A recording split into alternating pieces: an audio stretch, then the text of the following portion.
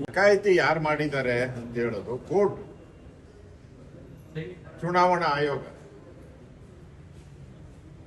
ಈಗ ವೋಟ್ ಚೋರಿ ಯಾರು ಮಾಡಿರೋದು ಸ್ಪಷ್ಟ ಆಗಿದೆ. ಈ ಕೋರ್ಟ್ ಅಲ್ಲಿ ಯಾಕೆ ಈಗ ಡಕಾಯಿತಿ ಆಗಿದೆ ತಿದ್ದಿದ್ದಾರೆ ಇದೆಲ್ಲ ಅಂತ ಮೊದಲೇ ಹೋಗಿ ಹೇಳ್ಬೋದಾಯ್ತಲ್ಲ, ಅವಾಗ ಮುಂಚೆನೆ ಹೇಳ್ಬೋದಾಯ್ತು. ಗೆದ್ದಾಗ ಎಲ್ಲ ಸರಿ ಇದೆ.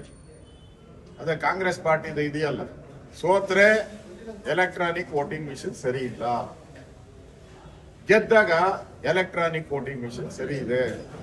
ಹಂಗೆ ರಾಜೇಗೌಡರು ಗೆದ್ದಾಗ ಚುನಾವಣಾ ಆಯೋಗ ಎಲ್ಲ ಸರಿ ಇದೆ, ಸೋತಾಗ ಸರಿ ಇಲ್ಲ. ಇದು ಮಾಮೂಲಿ ಡೈಲಾಗ್ ಕಾಂಗ್ರೆಸ್ ಅವರು. ಈಗಲೂ ಹೇಳಿದಾರಲ್ಲ ರಾಹುಲ್ ಗಾಂಧಿ, ಕೇರಳದಲ್ಲಿ EME ಸರಿ ಇದೆಯಂತೆ, ಎಲೆಕ್ಟ್ರಾನಿಕ್ ವೋಟಿಂಗ್ ಮಿಷನ್ ಕೇರಳದಲ್ಲಿ ಸರಿ ಇದೆಯಂತೆ, ವೆಸ್ಟ್ ಬೆಂಗಾಲ್ ಅಲ್ಲಿ ಸರಿ ಇಲ್ಲಂತೆ. ಅದಕ್ಕೆ ಅವ್ರನ್ನೆಲ್ಲ ಒಂದ್ಸರಿ ಬ್ರೈನ್ ಮ್ಯಾಪಿಂಗ್ ಮಾಡಬೇಕು. ರಾಹುಲ್ ಗಾಂಧಿಗೂ ಒಂದ್ಸರಿ ಬ್ರೈನ್ ಮ್ಯಾಪಿಂಗ್ ಮಾಡಿದ್ರೆ ಅರ್ಥ ಆಗ್ತದೆ. ತಮಿಳ್ನಾಡಲ್ಲೂ ಸರಿ ಇಲ್ಲ, ವೆಸ್ಟ್ ಬೆಂಗಾಲ್ ಮಾತ್ರ ಸರಿ ಇಲ್ಲ. ಈ ಡಬಲ್ ಸ್ಟ್ಯಾಂಡರ್ಡ್ ಇದ್ದಾನೆ ಕಾಂಗ್ರೆಸ್ ಇವತ್ತು ಹೀನಾಯ ಸ್ಥಿತಿಗೆ ಬಂದಿರತಕ್ಕಂಥದ್ದು ದೇಶದಲ್ಲಿ. ಇನ್ನಾದರೂ ಕರೆಕ್ಟಾಗಿ ಮಾತಾಡಬೇಕಾದ್ರೆ ಯೋಚನೆ ಮಾಡಿ ಮಾತಾಡುವಂಥದ್ದು ಸೂಕ್ತ ಕಾಂಗ್ರೆಸ್.